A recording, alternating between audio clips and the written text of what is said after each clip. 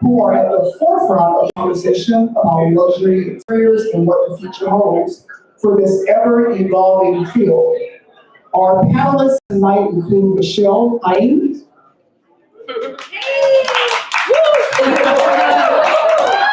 Mauricio Nava, and Giselle Sugerman. All of whom will share their expertise and unique perspectives on design's future. I hope you're as excited as I am for this stimulating conversation, and let's dive in, and thank you for being here. So our first question we're going to discuss, we're going to talk about defining luxury. A lot of us have different opinions about what luxury is, right? So I want to hear from you all what luxury means to you and how it's evolving. So the first question is for Michelle. Michelle, from your perspective, how do you define luxury in today's interior design landscape, and how do you see it evolving? Well, I think, good evening, everyone. I believe that luxury these days is really, luxury is having access to space, light, and access to the outdoors. We feel that connection to the outdoors is the ultimate luxury, and being able to have a space with light is the ultimate luxury. And that can present itself in several ways, of course. I love that. I love the outdoors. Nature is one of my defining things that inspired my work as well, and I think that's important. Let's turn to Mauricio. Yes. So Mauricio, you're in construction. We all know you're a construction professional. Yes.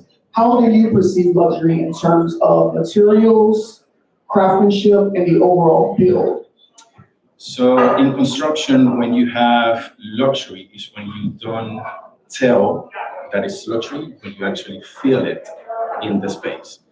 Craftsmanship is, it's evolving when you have so many machinery lately, and then you have this craftsmanship person that can actually do something that the machine can do. When you see stone fabricators, when you see millwork finishes, that's when you tell luxury in the craftsmanship come together without actually having to tell, and being also not so flashy. That's when you combine luxury with craftsmanship in the future of design. Thank you. Thank you. I love that. It's a feeling.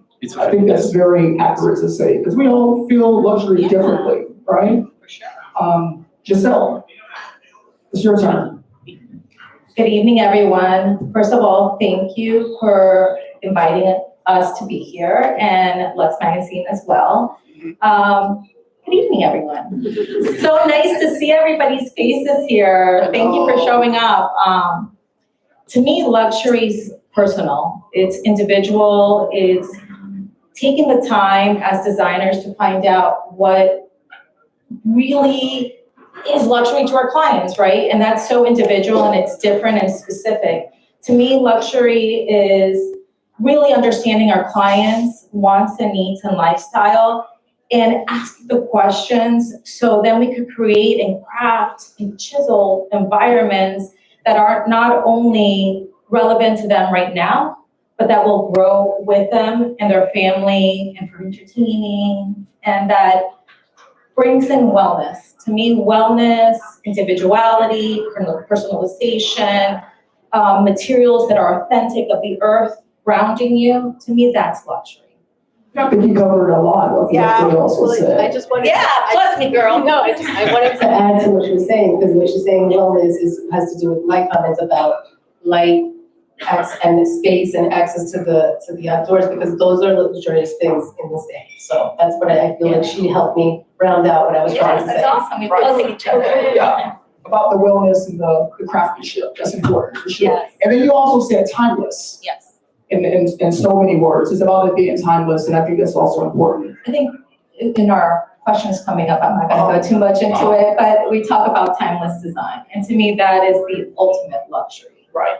Is finding a professional that is world traveled, that educates themselves, that is constantly evolving to today's technology and day of age, and then bringing all those expertise into your client's home, into this relationship, because it's like playing tennis, right? You're going back and forth with your client, you're trying to have an understanding, you're trying to really get to know them, and then trying to educate them because they don't know a lot of things about what's available, what's out there. And it's so important to go to those international shows that we attend to and to speak to fellow professionals, right? To create that community so we are always learning and we're always evolving. Thank you. Let's move on to sustainability. We live in a very rapid world where things are being produced very quickly. And sometimes it's at the expense of preserving the earth that we live in, right, that we live on. So let's dive into that a little bit and how sustainability ties into luxury. And the question is going to go to you, Michelle. Okay. So sustainability is a hot topic in the design industry. How are you integrating sustainable practices into luxury design? And how do you balance that with the need for opulence? Okay, well, it's obviously tricky because, it's a lot of it is education. We strongly feel sustainability is at the forefront. It is the future of design because as designers, we are so responsible to help nurture our planet and sustain it and not take more from it. So a lot of it is research and education and finding out the new channels that we have, because now there's a lot of great products out there and people that are doing great things. And so a lot of it is finding those things out, and there are many now. So, sometimes it's hard because there's many clients that still want the fine marble and they want the fine things. And sometimes, it's still a little bit of a learning curve, but slowly we've started introducing these new exciting products. And it's sort of a slow process, but it's very, very, very important. So it's not only in our interior design practice, but also in our product practice that we embarked upon, where we aim to work in the most sustainable fashion. It's of utmost importance to us. Can you give an example of maybe how you've introduced sustainability in a product or a product perhaps? I'm gonna go back to a project that I did in 2019, because that project, and funny enough, that was the theme. It was Casa Core 2019. Gorgeous. I know it was a little bit dark, but that project was all about sustainability. I think the whole concept of that show was sustainability, and so the space was designed with all materials that were considered on the sustainable production, and everything was done with all those materials. So the whole space itself was designed in a sustainable fashion. So from the countertops, which were terrazzo, which is a sustainable material, it's a man-made material, so you're not, it's one example of many that we did. The tiles on the wall were made from a company that produces everything with low emissions. And so we were sort of trying to honor all the sustainable practices. So that's one example. And now with our interior design, with some of our residential, it's a little bit harder because, like I said, some of our high-end clients still want that opulence. Right. And so I think getting there, like I said, is education and finding new things. And there's a lot of exciting products out there. So I think that's. I want to add something that I think is going to help you. I think as designers, it is very difficult to get the client that wants the new, shiny, brand new things to understand. But I also feel that it is sustainable when you pick quality product that lasts for a lifetime, not only your lifetime, but your kids' lifetime. That's true. We have the honor of living with some of Brett's mom's pieces that till this day, and I mean, it was passed on. So to me, sustainability, the easier way to do it for a high-end client is by selecting quality products that are made with, like metals and real marbles and real wood and that don't off-gas. I feel responsible by doing that. My mother always says that those are the antiques of tomorrow. Yes, absolutely. So I have to quote her on that one. Yes. Let's get Mauricio to the conversation. As someone in the construction industry, again, how do you see the use of sustainable materials and techniques influencing luxury interior design? So sustainability doesn't always has to be cheap. Okay?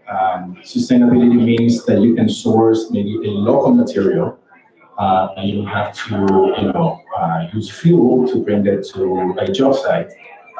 Maybe like coral stone, local material like a coral stone. Maybe like an eco-friendly hardwood. Even a smart home that you can use, panelings, solar panels for, instead of using the environmental to use, for power. So you can bring all those together to have a luxury home and still feel like a luxury home. Even the client would like to feel that the house is doing something good. Okay, that also will make them feel as a luxury interior design.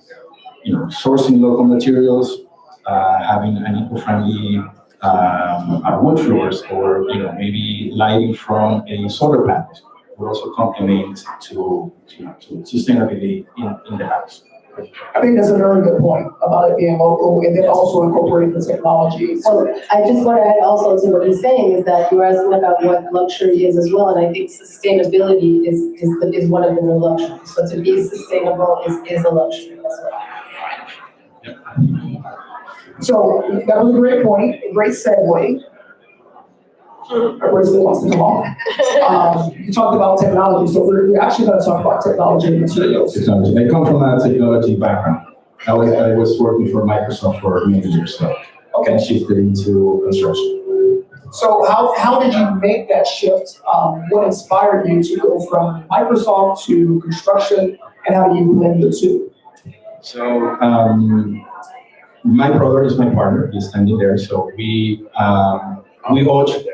each have a role in the company. I tend to do more of the technology side of the company. So how do we complement technology with luxury? It's by having a client in Europe, having live cameras in the job site and looking at a live progress of the project. Also maybe looking at, we are doing a project in Aventura. It's a 4-story condo, and we're doing, we scan the entire apartment, each floor, with a 3D camera, and he can go into this website and zoom in into each corner and see progress, maybe weekly or monthly, without having to fly over to Miami and see the progress of the house.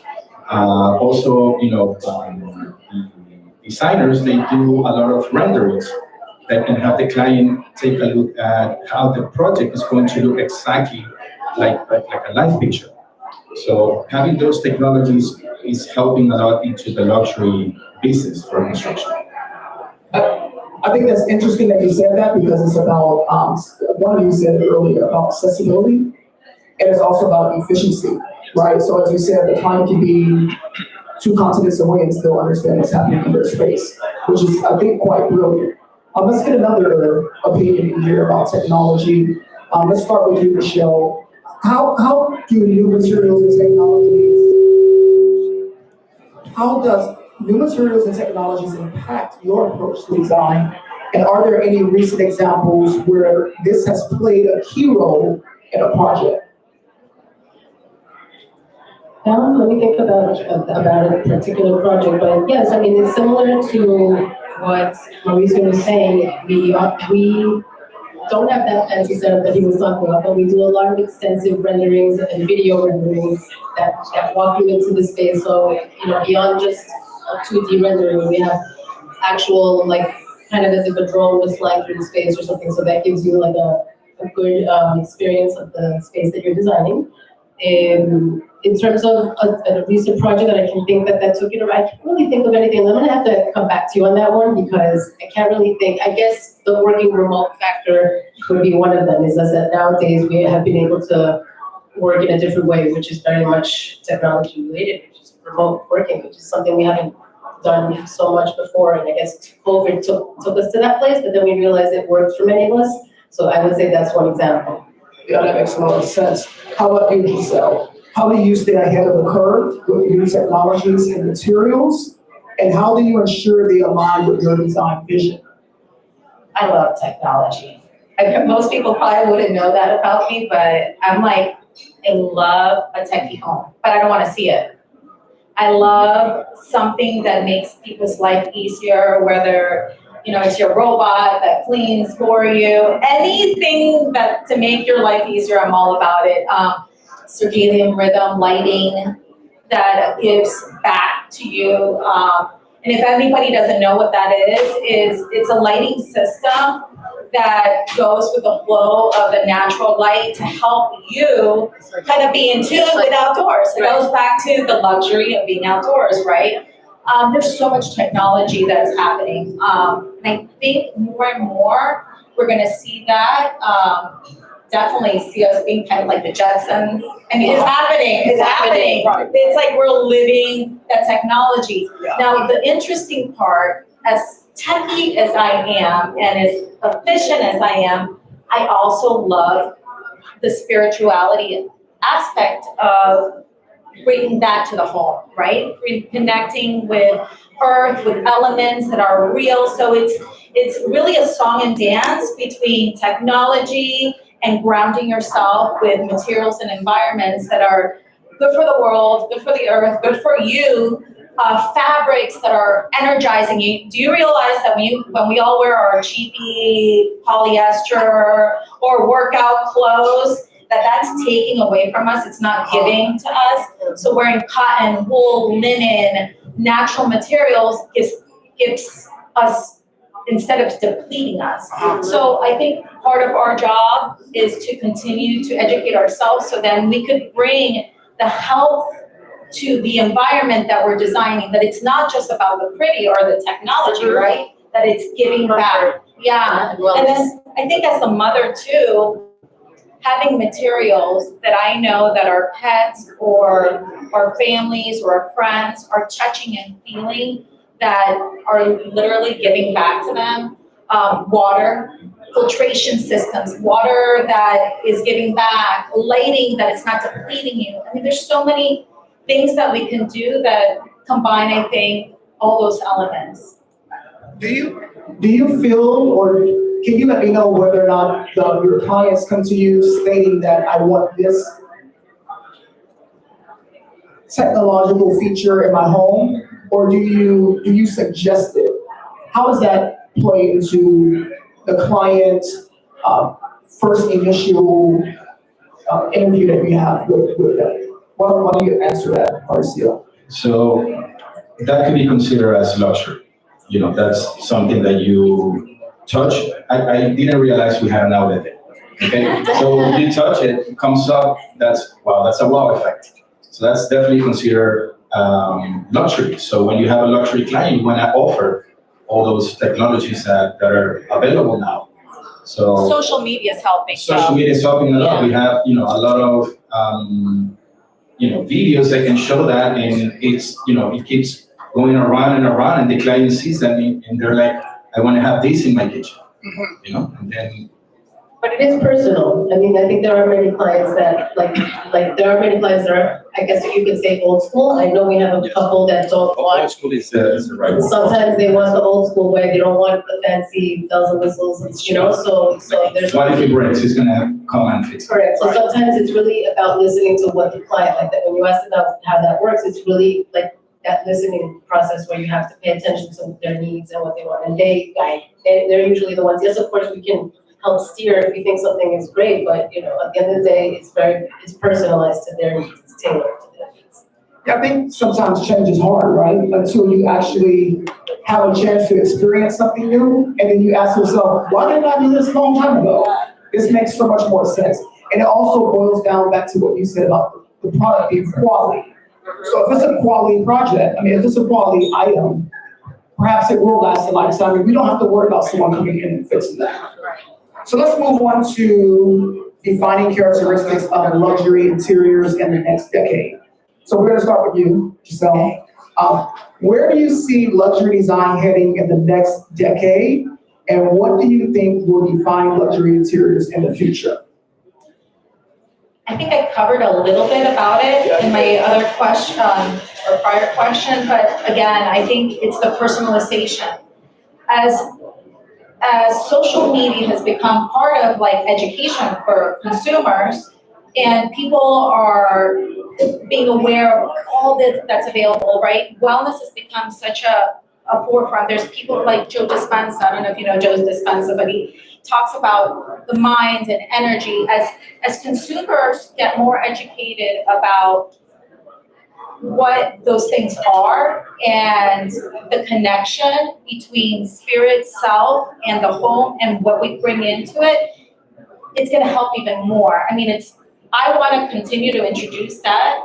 The more I learn from it, the more I wanna introduce it. And actually, I have some people here in the audience, we got Jesus, that are really also teaching me, and that's what community is all about, right? It's about, so I think the future of design is gonna be about creating community, creating this consciousness between human form, spirit, brain, heart, design, technology, and fusing all those elements together to really come up with a home that speaks of those people that are living in it. Versus if this isn't the Giselle house or Kenzie house, your house, it's their home. It's about them. So listening, and also all these now with all this technology, right? All this ChatGPT apps that we have, those elements can also help us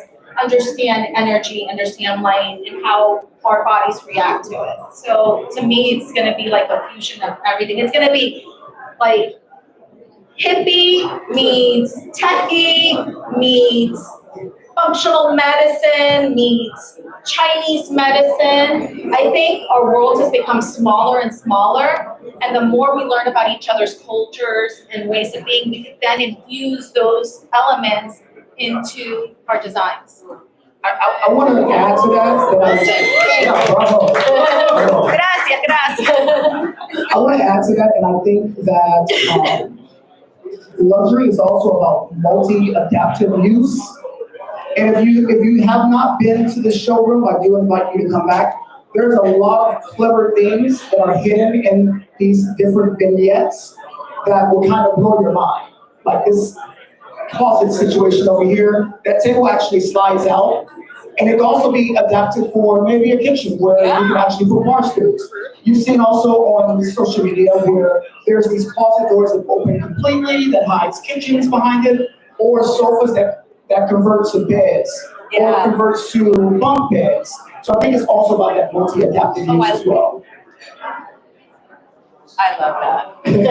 I love a multifunctional room, multiplex, yeah. Let's move on to Michelle. In your projects, how do you strike the balance between innovation and tradition to ensure the design stand the test of time?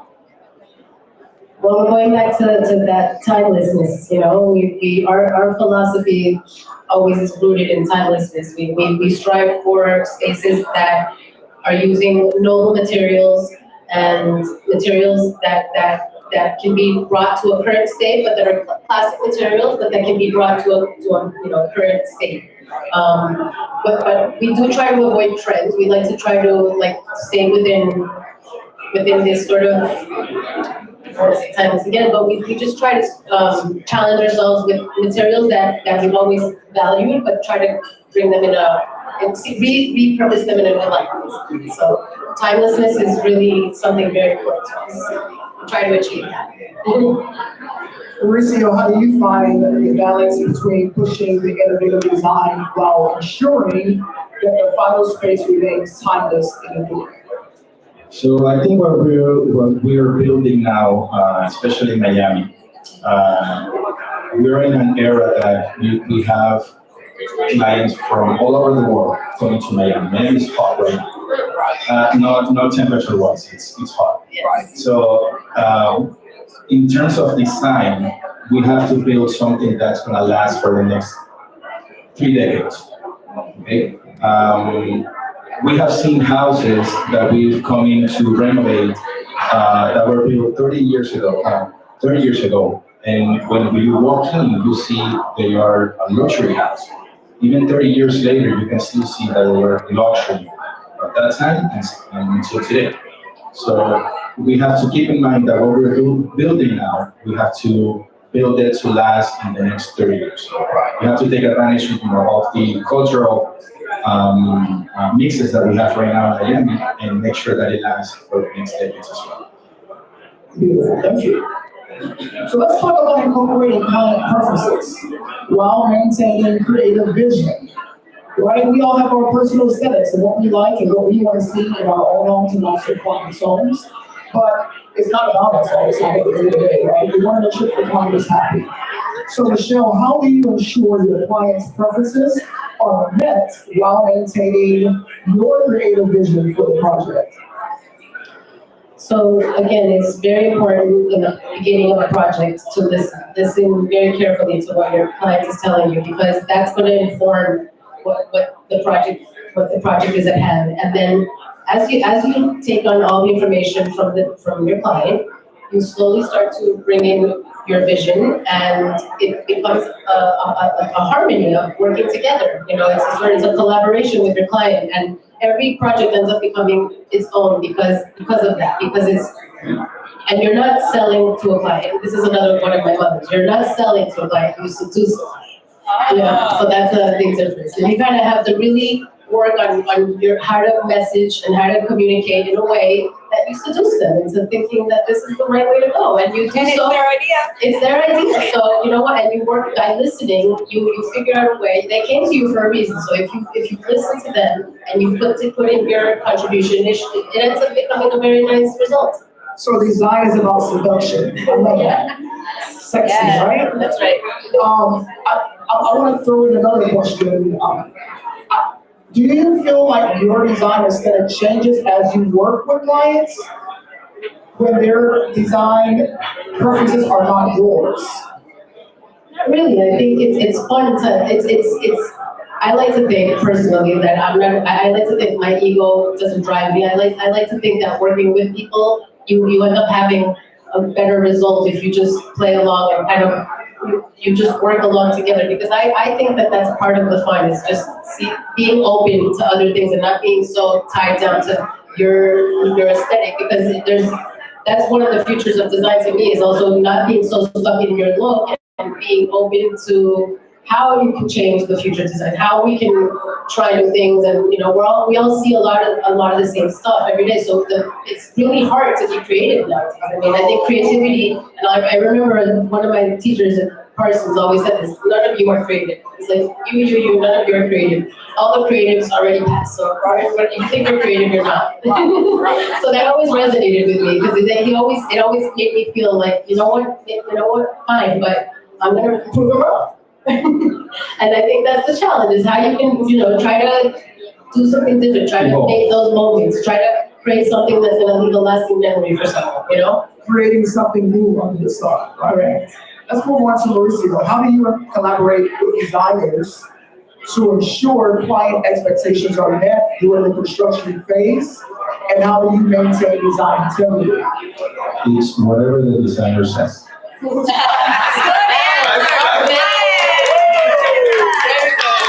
As a general contractor, we have to follow the design. We have to follow their plans. Their plans are first, even before the engineering designs for the permit sets. So their mindset is first plastered in the plans, and then everything else evolves. So we have to follow whatever they say. We help with the construction. Listen, we're gonna try to do this. We're gonna make our ways to do it, but at the end of the day, it's their design that we need to build and transform and make life into the actual process. So we have it on record, right? If you see that, whatever the designer wants, Thank you. wants. We have fellow contractors here, so thank you. Okay, Giselle, how do you navigate the process of working with clients who have specific visions while keeping the design fresh and innovative? No. No, I'm kidding.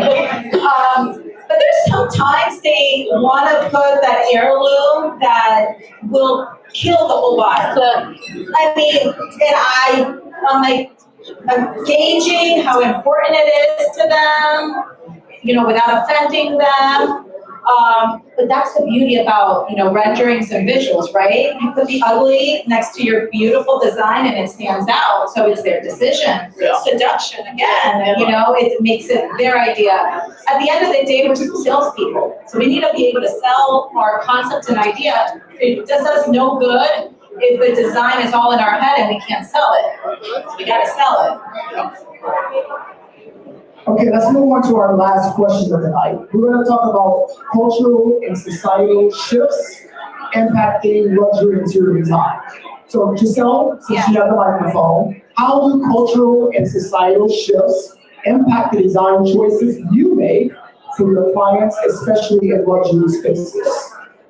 Well, we saw what COVID did to us and to our clients and what they need, and I don't think that's changed. I think that it's been interesting, we went from the very open space plan, which I think people still enjoy, but now we're doing like the butler's kitchen and we're doing the second kitchen because people are spending more time in their home, they're working there. So that's a society, that's something that happened to us, and that changed the way we design, the way we see our homes, how we see the future of our homes, because we don't know if we're going to get another pandemic or we're going to be in a situation. I mean, look at what's happening with our world right now, environmentally, world-wise, economic-wise. I mean, it's shifting in such a rapid pace. We got to put our finger on the pulse so we're able to, again, ask the right questions to our clients to help them see things that maybe they don't see or they're not aware of. Mauricio, do you see a growing influence of diverse cultural elements in luxury construction? And how are these influences shaping your work? Yes, absolutely. Miami, like I said before, it's a melting pot. We have a mix of culture from everywhere in the world. So in a house, you can have Mediterranean curves, you can have marble, you can have wood from Brazil, wood floors.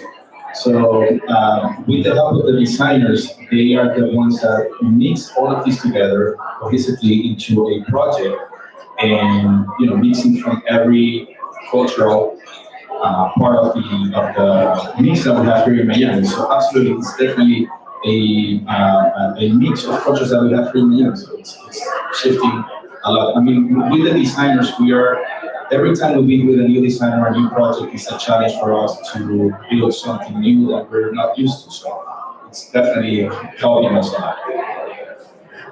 Michelle, why don't you chime in and let us know, how do you see cultural shifts influencing luxury interiors in the next decade, and how do you integrate these elements into your design? Again, yeah, it's true, Miami is a hodgepodge, but I guess it's not limited to Miami. I guess the question stands for the general design community kind of question. And I think culture is kind of like I think right now we're sort of watching it in real time and rolling with it, because it's hard to predict that, to be honest. I think I was thinking about that, and it's a little bit hard to predict what's going to happen with the culture. So I think it's something that we have to observe in real time and kind of roll with it as it goes. I mean, in terms of culture, is there a specific sort of question about the culture that you can think we can ask about in terms of how it applies to interior design? I would think maybe someone from a different country, the way they use the space. Maybe bedrooms are at the front of the house. Maybe the kitchen is the first thing you see versus the living space. We all live differently in different. Yeah, we've had experiences with different cultures, that's for sure. We've had customers clients that husband and wife, happily married, but they want a bed for each of them, the separate beds. And that's a small example. Yeah, there's all kinds of, we've had the joy of experiencing different cultures. And again, it goes back to the learning. When at the beginning, you just have to learn your customers, and basically it's a journey together and adapt to what their needs are. I think also the cultural aspect boils down to the wellness. And it's all about having personal space. So when you said his and hers closets, there are also examples where there's also his or her bedrooms where they share the bath or separate baths, I've done right? So that boils down to the personal, that boils down to the wellness aspect as well. You want to speak on that, Giselle? We've designed an anti-snoring room. And while you guys are talking about it, oh my God, that wasn't a cultural thing, but I had to share that. Cultural wise, we've had Russian clients where they do not like the kitchen open to the main area. And they want separate dining rooms, and we've done like doors to enclosed spaces. Russians tend to like things a little bit more enclosed and more private and more defined versus the American likes everything kind of open kitchen and all of that. And honestly, I kind of like a hybrid. I like a show kitchen, but I like to have, since I'm a Virgo and clean, I like to have the hidden stuff. The options. Yeah, and also too, like designing this for like formal dining rooms again for clients that we used to say, oh, nobody uses the formal dining. Well, now we do, and I actually embrace that, a beautiful dining table. It's enjoyable. Hi guys. Everybody's having a good time. I hear you guys. We're almost done. We'll be partying with you soon. Okay. I would like to know how many designers do we have in the audience? Would you raise your hand? Raise your hand. Okay. How many aspiring designers do we have in the audience? Oh my God. So the reason I ask this question is because I have a student here. I don't know where she is. Oh, there's her mom. And I'm sure we have some new designers in the building as well. I want to know, for these designers that are present now and aspiring designers, how do you break into the industry of luxury design? Well, how do you make that step From a into student? from anyone, maybe that has a new business? How do you find the clients to break into the luxury design? Coming to these events, networking, talking, not being shy, relationships. Be willing to get paid nothing. Be an intern. Knowledge is the most powerful thing that you can have. So go out there and listen. Miami's expensive. Nobody wants to do anything for free, but I always said it. You saw that? Listen, I worked in construction job site. I got a potty mouth on me. And I'm a Latina in Miami, of course. But come on. Would you like to add to that, Mauricio or Michelle? For any business in general, not only construction, you have to take advantage of the momentum that you have. I think that's key for everything. So I don't see it as a construction, but like I said, business, if you have the will, use the momentum that you have and keep pushing for wherever you want to go. I think that's key for everything.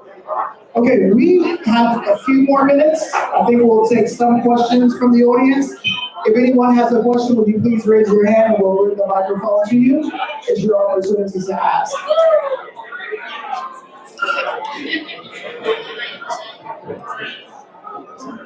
Thank you. This is very interesting. I'm not a designer. So to listen to all of your aspects of designing is very interesting. But I would like to just make a comment about that teacher that she gave you that horrific, not positive. You are a creator. If not, you wouldn't be up there. Okay. So you are a Thank you. creator. Thank you. Okay. I appreciate that. So don't take that.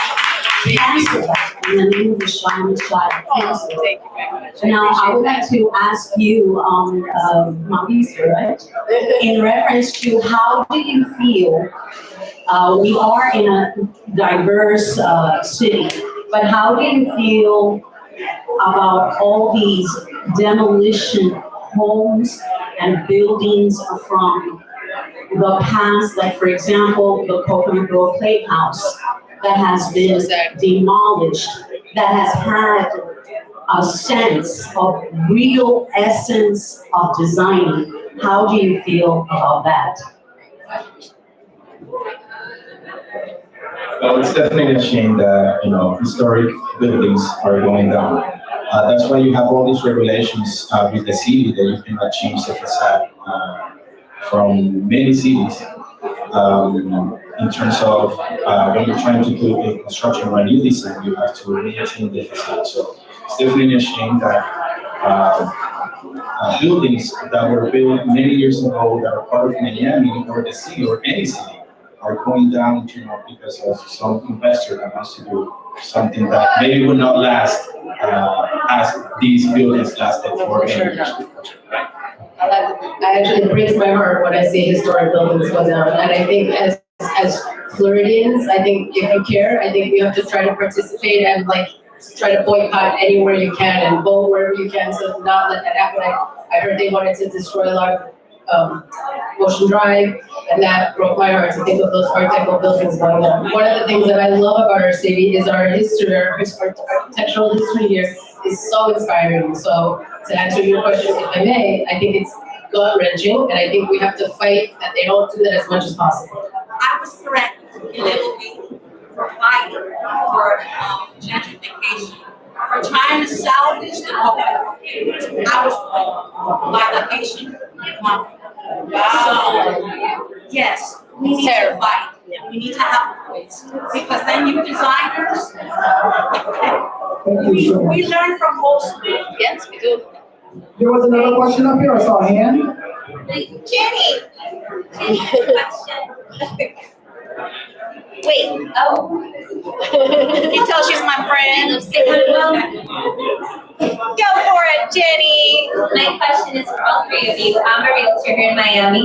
So my main question is, what are the top 3 things that you have clients asking for when they are renovating a home? Top 3 things.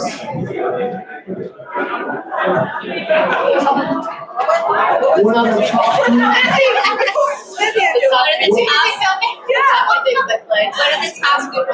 What are the top 3 things that clients are asking for when they're renovating a home? I would say number 1 would be kitchens, bathrooms,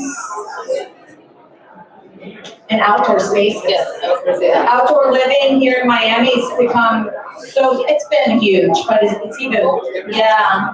COVID, I think one of the huge ones that we get is outdoor living is as important as indoor. So summer kitchens and everything that you would have outside for entertainment. I'm sorry, inside, and as good, not just putting it as a second thought. So a lot of the investment should be thought of. The outdoor spaces should be as thought of as it's. We're doing a lot of steam rooms too. Steam rooms, yeah, saunas, infrared. So think of all that wellness stuff in the home. For me as a contractor, don't go over budget and keep the schedule. There you go. Thank you for your question. Was there one more question? One more? 1 or 2 more? Yeah. Hi guys, thank you so much. Again, this is very insightful. I come from corporate turned real estate agent. I focus on Pinecrest, Hills, and Plymouth Road. And my question, I guess, for my corporate brain is, we're seeing a lot of shift in the economy, and I think real estate and design are very much part of the same ecosystem.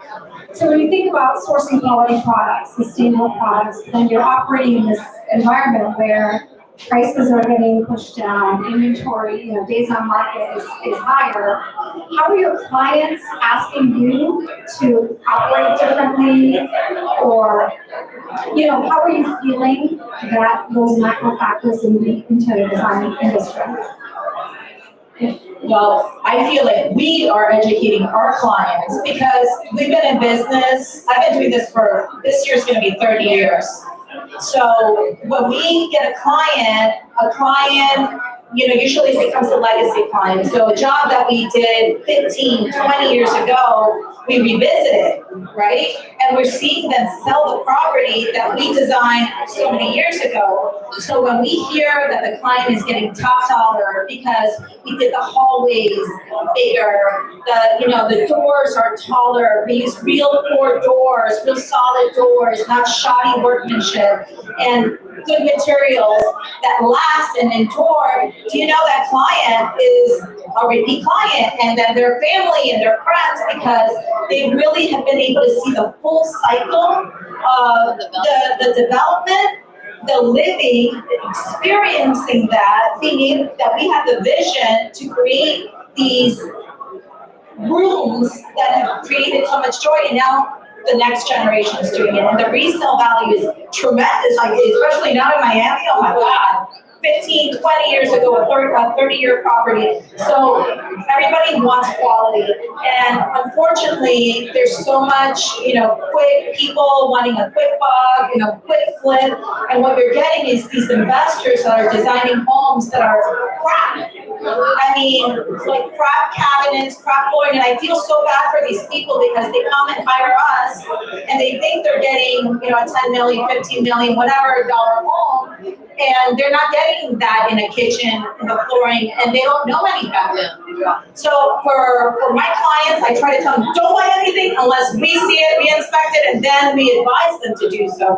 So yes, we are working with the interior, with the realtor, hand in hand, to help them make the sale, or being able to help them give a vision of what the space could be based on their clients' wants and needs to help them close it.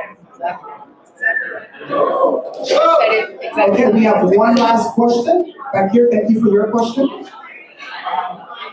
You have to turn the microphone on. Hi, I'm Angela. I work at Janice at Sea, and I've been loving everything that you have said about outdoors. My question is related to artificial intelligence. I want to know, what do you think about it, and how is it going to affect the business, especially about creatives? Do you have any opinions, feelings about it? I will say I have a lot of respect for it. It's a little bit scary, that's for sure, I'm not gonna lie. It's scary to think that there's this very powerful tool that can easily take over our jobs. But I like to think that that's not gonna happen, at least not for us. I think that we have to use it very carefully and use it with a respect, a certain amount of respect. And I think it's all in obviously how you prompt it and how you get it to work for you. But I do think that it's something that we have to watch carefully. And I think as designers, it's very easy. It's a little too easy. It's kind of so. It's so fresh and new that I just treating it with respect. But I also think it's very exciting. So it's kind of like a love-hate relationship personally for me right now. But I'm very curious and kind of excited, but also, wondering what's going to happen. I think you have a good attitude about the technology. I was thinking that before, because sometimes I get a little bit like, we're going to become robots. But then your approach made me feel a little bit better. So I think it's important for us to never lose our humanity. I think that's like of utmost importance. I think keeping contact with the handcraftedness is of utmost important, and honoring the people that do that well moving forward. I think that's very important. You all know that I love technology, and AI, I do agree, it's scary.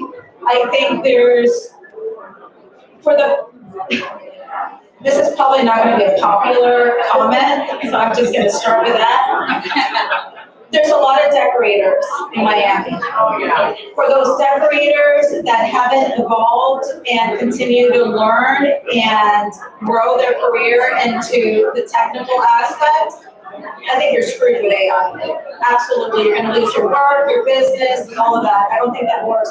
Now, for the professional that continues to educate, that understands the human connection in design and the connectivity, you use AI as a tool.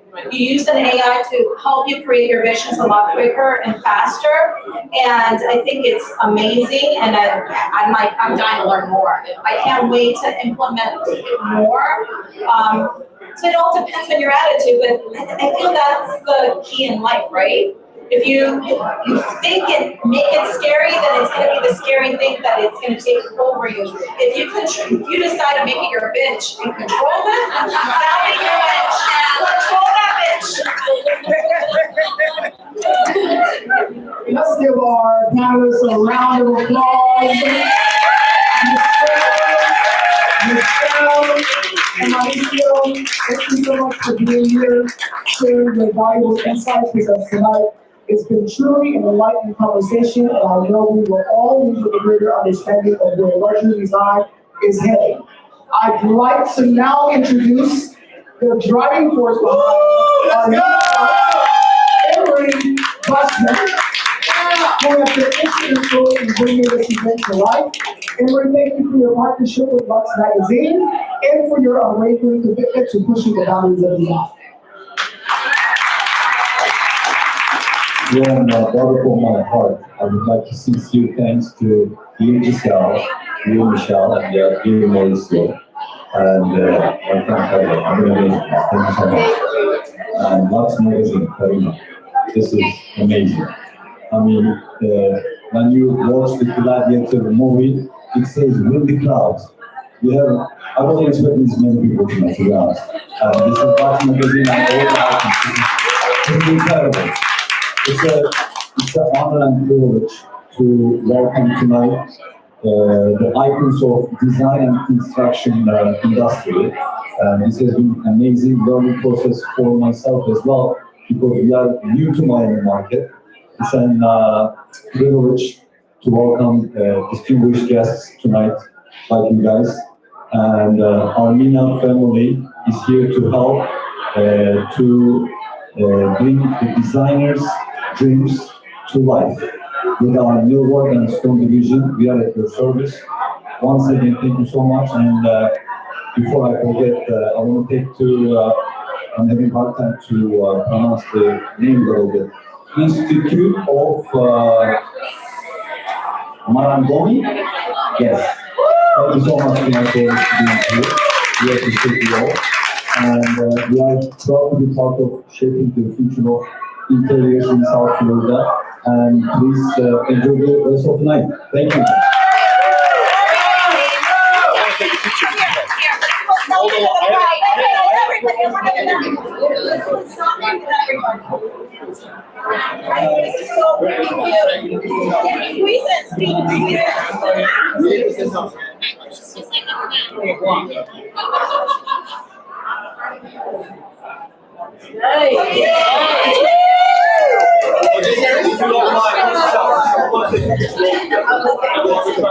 Share that with us.